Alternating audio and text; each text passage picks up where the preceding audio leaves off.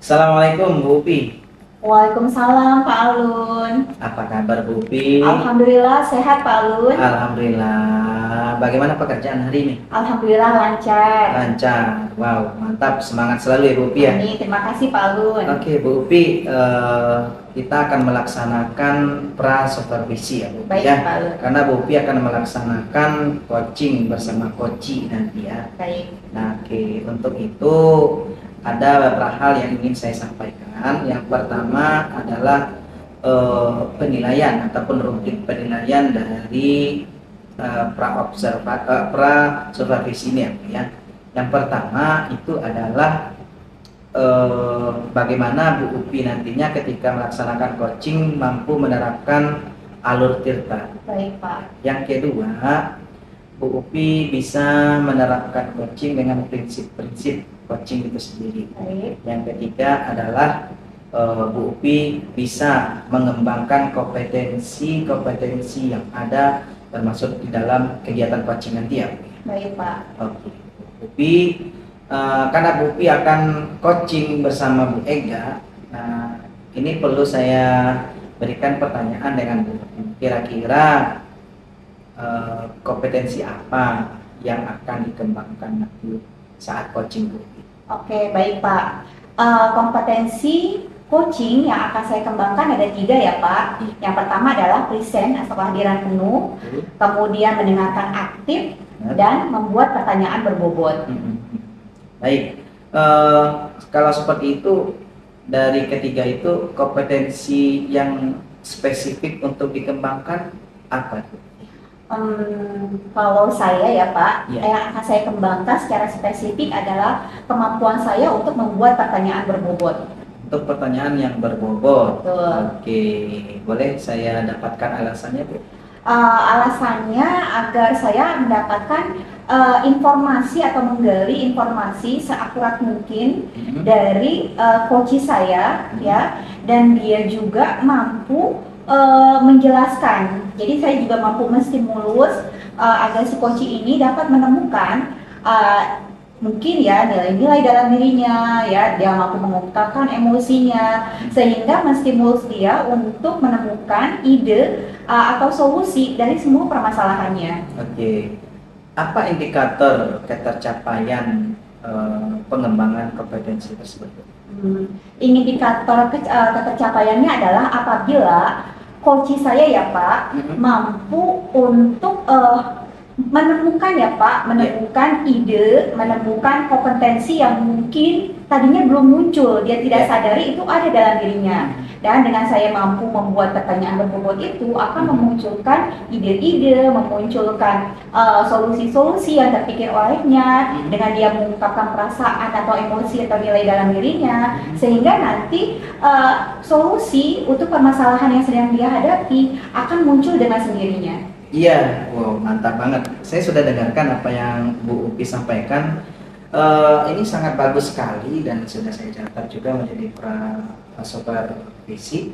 Semoga kegiatan coaching nanti berjalan lancar ya Bu Upi ya. Amin, makasih Ya, Pak. sukses selalu Bu Upi. Amin, Mantap, makasih. semangat Bu Upi. Demikian Terima dulu ya Bu Upi ya. kasih. Ya, Pak. Kita cukup sampai di sini dulu untuk nanti kita akan ketemu lagi baik di kegiatan coaching maupun di pasca coaching ya Bu Upi. Baik Pak. Demikian Bu Upi. Assalamualaikum warahmatullahi wabarakatuh. Waalaikumsalam warahmatullahi wabarakatuh.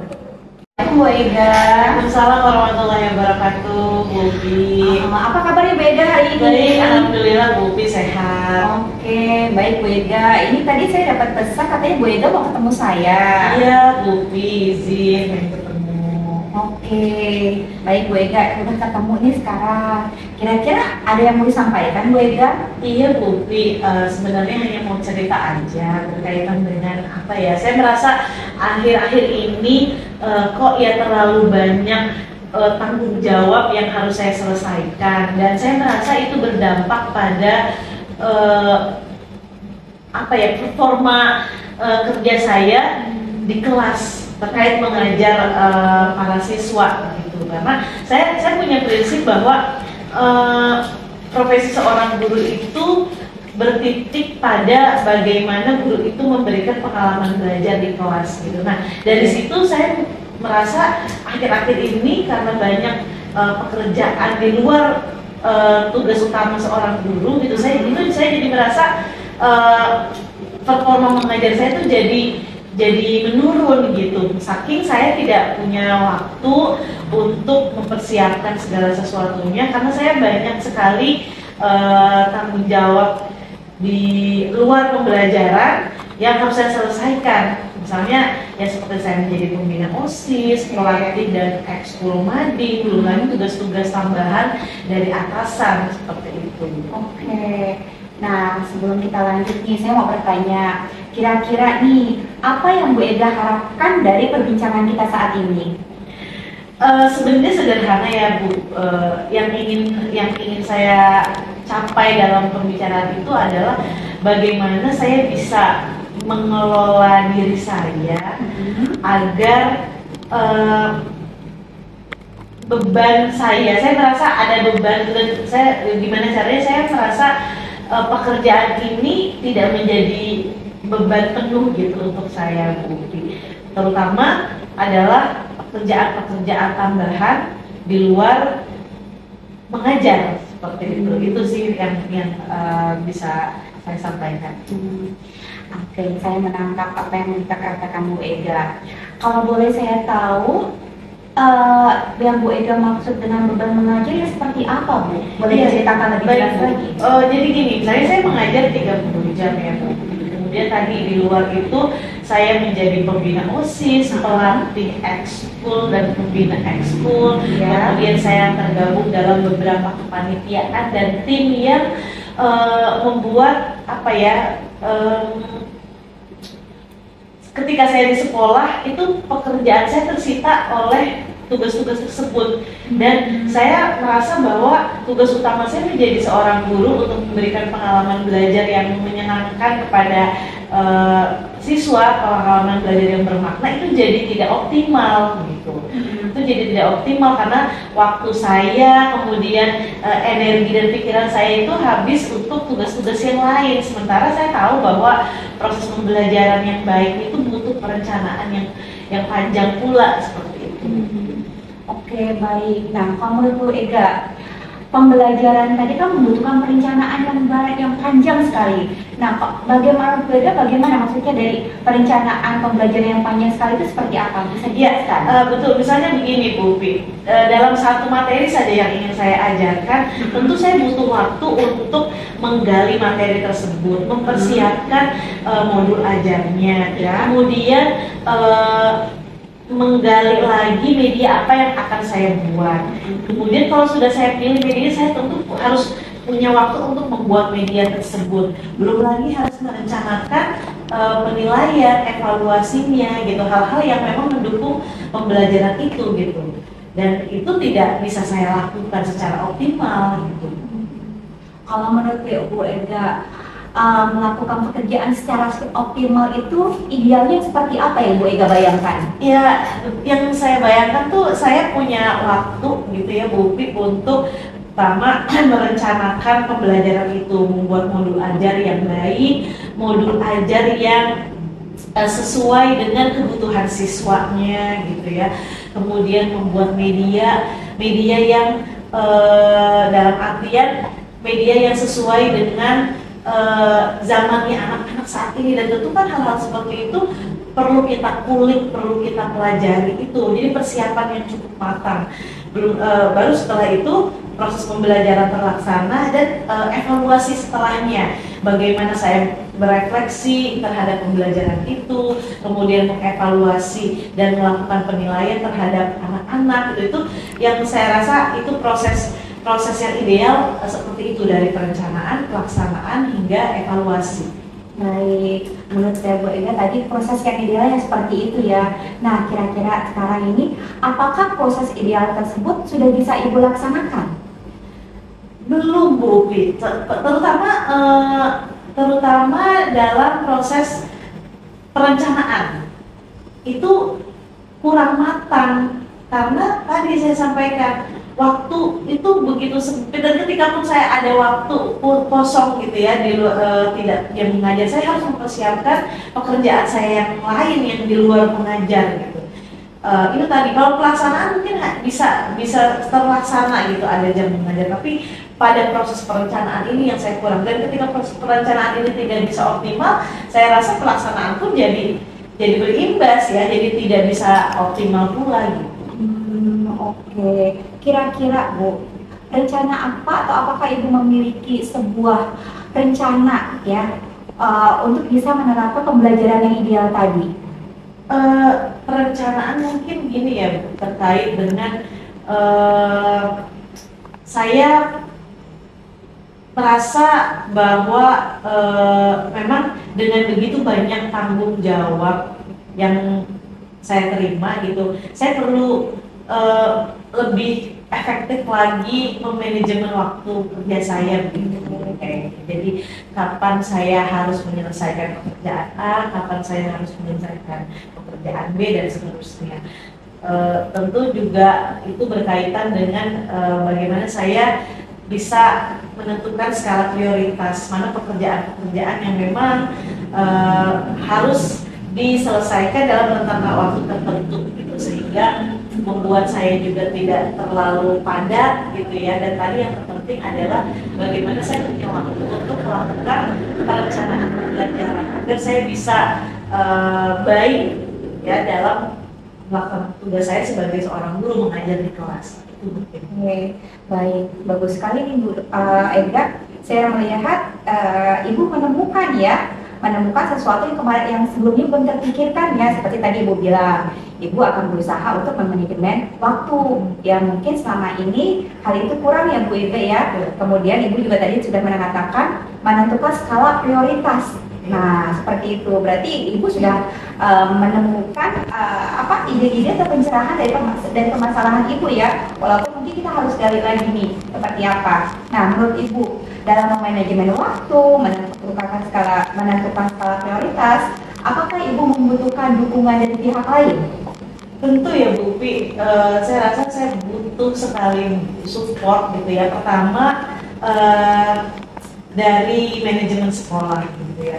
Mungkin saya butuh menegosiasi ulang tentang tanggung jawab yang sepertinya banyak diberikan kepada saya. Artinya saya memberikan pertimbangan yang mungkin bisa diambil keputusan yang paling bijak dalam arti pembagian tugas, pembagian tim, dan bagaimana beban-beban itu jadi bisa terbagi rata dengan guru-guru lain. Kemudian support juga mungkin dari rekan-rekan sejawat ya, terutama dalam hal ketika pelaksanaan program sekolah. Tentu kan kita bekerja dalam tim, panitiaan, berkolaborasi ya. Saya juga ada ditunjuk sebagai beberapa jadi ketua panitia gitu. Tentu kerjasama antar tim, kerjasama dari rekan sejawat itu sangat saya butuhkan. Nah, dari semua yang tadi sudah Bu Ega sebutkan, apakah Bu Ega sudah mengkomunikasikan hal-hal atau dukungan support yang Ibu Ega butuhkan tadi kepada Bu Ega kan punya pimpinan ya, kepada kepala sekolah kah, atau kepada teman atau rekan sejawat atau partai seperti itu Bu Ega? Sejauh ini belum Bu Pi, jadi belum. Paling memang saya hanya komunikasikan ke beberapa staf atau wakil kurikulum gitu ya. Tapi memang obrolan lebih mendalam gitu untuk kepada atasan belum sih Bu. Nah, apakah Bu Ega merasa penting hal ini Bu Ega diskusikan dengan pimpinan Bu Ega atau kepala sekolah Bu Ega? Ya, saya rasa penting. Nah, kalau Bu Ega merasa ini penting, kira-kira kapan Bu Ega akan mengkomunikasikan hal ini kepada kepala sekolah? Mungkin secepatnya ya. Di dalam waktu kurang lebih 1 minggu kali ya Bu Pi ya. Harusnya sih bisa saya komunikasikan ini kepada pimpinan. Oke. Nah, setelah Bu Ega mengkomunikasikan ini kepada kepala sekolah, kira-kira hasil apa yang Bu Ega ingin dapatkan? Harapan saya tentu saya ingin saya bisa jadi lebih baik lagi dalam hal mengajar, bisa lebih optimal lagi, karena ya tadi beban-beban pekerjaan yang lain harapannya sih bisa dibagi rata, bisa dikaji untuk kemudian apa ya timnya digali lagi untuk kerjasamanya gitu, sehingga ya saya juga tidak terlalu merasa bahwa pekerjaan di sekolah ini jadi beban gitu. Oke, baik Bu Ega. Nih dari hasil diskusi kita ya, dari hasil perbincangan kita, sepertinya Bu Ega sudah bisa menggali sendiri ya permasalahannya apa, kemudian kira-kira apa hal yang Bu Ega bisa lakukan. Seperti tadi Bu Ega bilang katanya itu harus mampu memanage waktu, kemudian menentukan skala prioritas, dan terakhir mengkomunikasikan kepada kepala sekolah. Bagus sekali Bu Ega ya. Nah, Bu Ega juga tadi sudah mengatakan bahwa akan melaksanakan ini kurang lebih dalam waktu seminggu ini ya Bu Ega. Kira-kira kapan nih kita bisa ngobrol lagi biar saya tahu progres yang terjadi? Karena kan Bu Ega kita udah ngobrol nih ya, ini saya sangat tertarik nih, luar biasa sekali. Bu Ega menceritakan kegelisahannya, tapi Bu Ega sendiri mampu menemukan jawaban dari kegelisahan itu dari hasil perbincangan kita, sehingga saya sangat tertarik untuk mengetahui progres dari apa yang sudah kita lakukan. Bagaimana Bu Ega?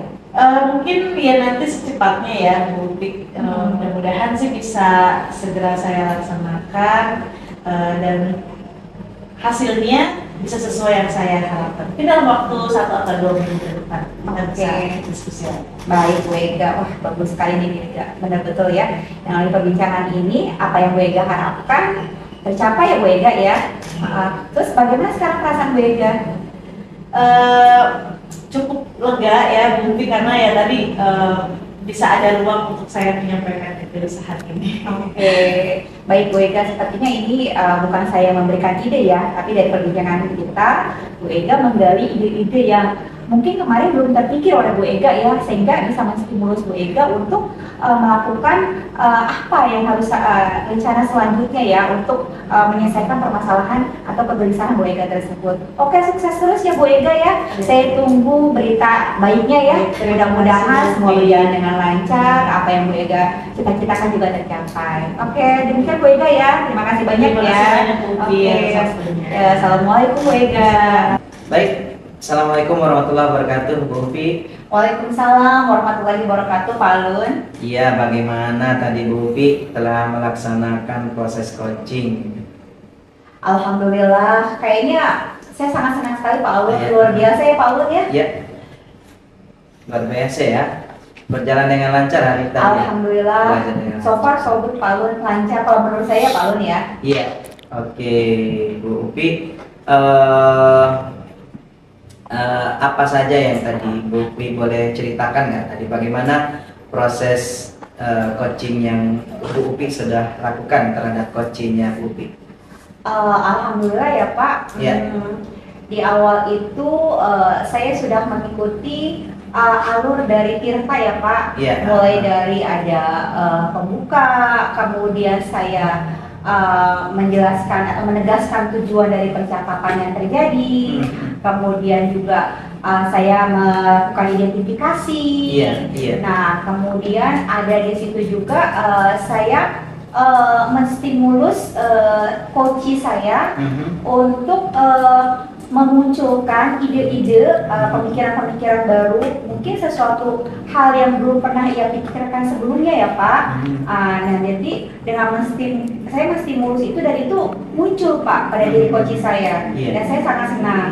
Kemudian saya juga berhasil membuat dia untuk menemukan solusi dari permasalahannya dengan akan apa rencana aksi atau tindakan yang dia akan lakukan, serta saya juga menanyakan komitmen yang akan dia lakukan atas semua rencana yang sudah dinyatakannya tadi. Oke Bu, terima kasih Bu Upi. Ada lagi kira-kira? Kalau menurut saya sih, saya juga sudah melakukan membuat kemitraan Pak. Dengan kemitraan itu di sini maksudnya saya tidak melontarkan pertanyaan-pertanyaan yang menghakimi. Kemudian saya juga sudah membangun koneksi dengan coach, antara saya sebagai coach dengan coach saya, sehingga dia merasa nyaman dan rileks ketika melakukan perbincangan tersebut. Gitu. Terus alhamdulillah kalau saya merasa ya tadi yang sudah saya lakukan, sedikit banyak saya sudah berhasil menggali potensi yang ada pada dari coach saya. Oke, baik, baik sekali Bu Upi. Di sesi ini kita akan merupakan ini sesi pasca observasi ya Bu ya, Ya, ya Pak. pasca observasi. Namun tadi Bu Upi telah melaksanakan ya prinsip-prinsip coaching, ya, prinsip-prinsip coaching, di mana di situ Bu Upi melaksanakan kemitraan dengan baik, terjalin relasi yang baik tadi ya, sehingga coach Bu Upi, Bu Ega itu tadi terlihat bebas tanpa beban ya, bisa menyampaikan kegelisahannya dengan luas gitu ya. Ya, Kemudian tadi juga sudah ada juga Bu Upi mengoptimalkan potensi ya, mengoptimalkan potensi coachingnya juga terlihat.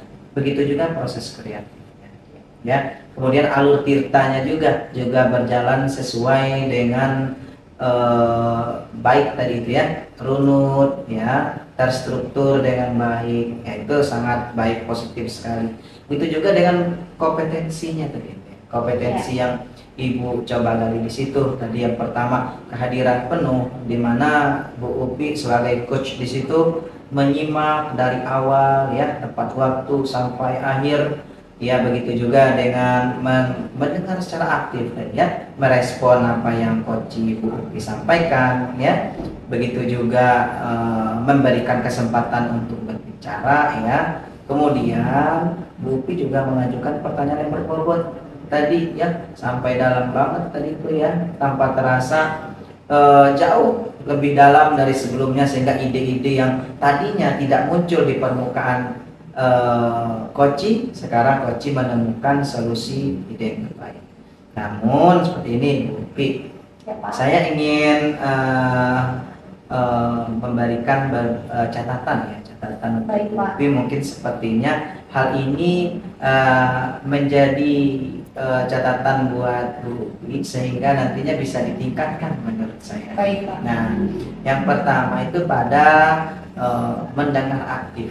Nah, mendengar aktif, kita sudah tahu mendengar aktif ini menjadi sebuah di mana Bu Upi mendengarkan coachingnya. Tadi saya lihat di situ perlu peningkatan, memberikan kesempatan kepada coachingnya untuk berbicara, menyampaikan secara keseluruhan dulu, terlebih dahulu, sampai dia merasa habis cerita.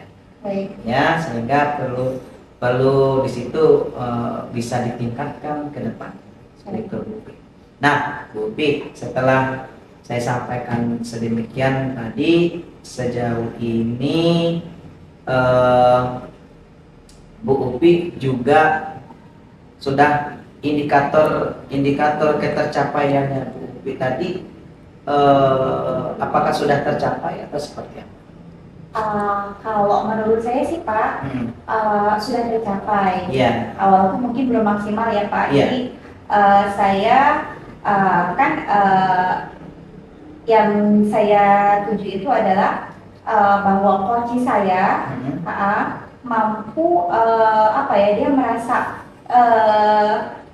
nyaman, rileks dalam menyatakan ide-idenya. Saya menstimulus ya Pak dengan pertanyaan-pertanyaan yang berbobot. Jadi sesuatu yang mungkin belum terpikirkan oleh si coach itu, dengan pertanyaan-pertanyaan saya yang berbobot dan tajam, itu mampu memunculkan pemikiran itu, ide-ide segar. Kemudian emosinya juga keluar secara alami gitu Pak. Kemudian juga dia berhasil menemukan kompetensi atau kemampuan dalam dirinya untuk menyelesaikan permasalahannya yang ada. Iya, baik Bu Upi, bagus sekali. Itu dari Bu Upi menilai itu sudah tercapai Bu Upi ya. Kalau kita akumulatifkan, itu kira-kira rentang angka dari 1 sampai 10 keberhasilan indikator yang Bu Upi dapatkan itu di angka berapa?